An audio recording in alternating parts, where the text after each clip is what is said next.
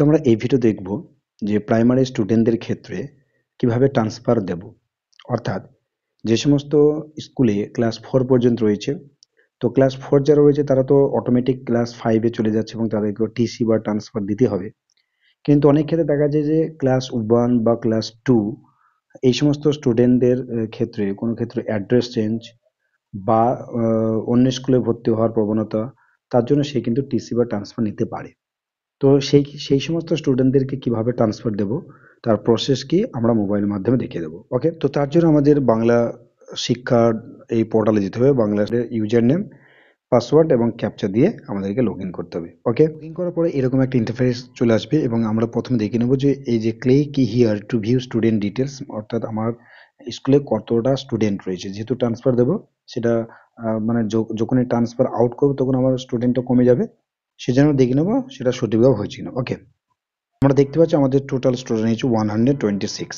ওকে, এবার আমরা ট্রান্সফার দেব। তো কি করব, প্রথমে প্রথমে আমাদেরকে যেতে হবে যে স্টুডেন্ট প্রমোশন অ্যান্ড ট্রান্সফার, এই যে অপশনটা রয়েছে এই অপশনে ক্লিক করতে হবে। তো ক্লিক করব, ক্লিক করার পরে আমরা নিচের দিকে একটু স্ক্রল করে চলে আসব।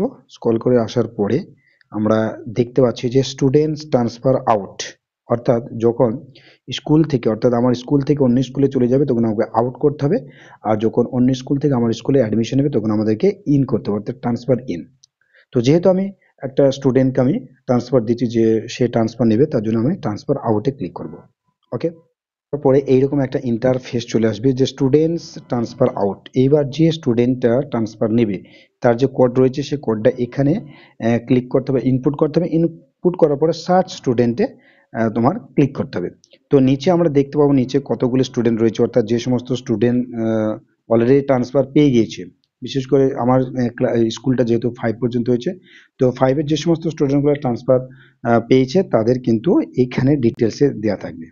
ঠিক আছে, এখানে ডিটেলসে তাদের নাম দেওয়া থাকবে। এবার এর সাথে কিন্তু এই যে স্টুডেন্টটাকে আমি ট্রান্সফার করবো সে কিন্তু ইনক্লুড হয়ে যাবে। ওকে, তো আমি স্টুডেন্ট যে কোডটা আমি ইনপুট করছি। ওকে, তো আমি স্টুডেন্ট কোডটা ইনপুট করেছি। এবার আমি সার্চ স্টুডেন্টে ক্লিক করব।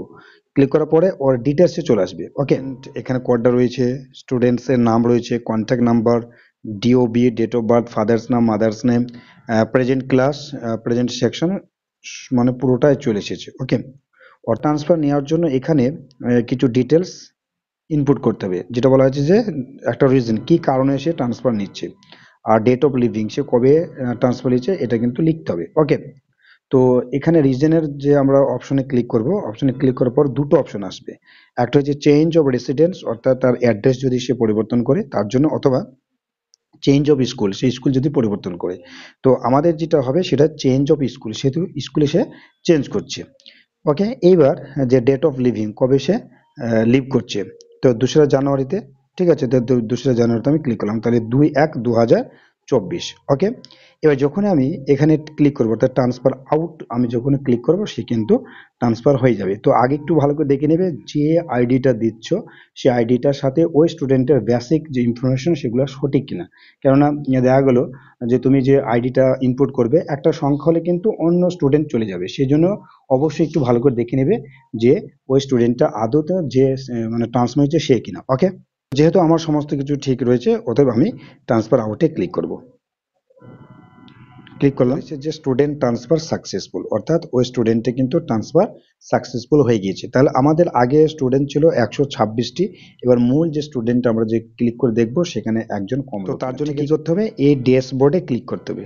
ড্যাশবোর্ডে ক্লিক করার পরে যে মূল যে পেজটা, মানে অর্থাৎ ফার্স্টে আমরা লগ ইন করার পর যে পেজটা পেয়েছিলাম সেখানে চলে যাব এবং স্টুডেন্ট ভিউতে আমরা যে ক্লিক করে দেখব স্টুডেন্ট কটা রয়েছে। আমরা মূল যে ড্যাশবোর্ডে চলে এসেছি, এবার ওখানে click here two view students details, এখানে আমরা ক্লিক করে দেখে নেব যে টোটালে কটা স্টুডেন্ট রয়েছে।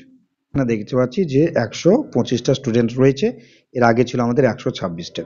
ঠিক আছে, তো এইরকম ভাবে যে সমস্ত স্টুডেন্টস অন্য কোনো স্কুলে চলে যাচ্ছে বা যাদের রেসিডেন্ট চেঞ্জ হচ্ছে, তারা যদি ট্রান্সফার নিতে চায় তাহলে এইভাবে ট্রান্সফার দিতে হবে।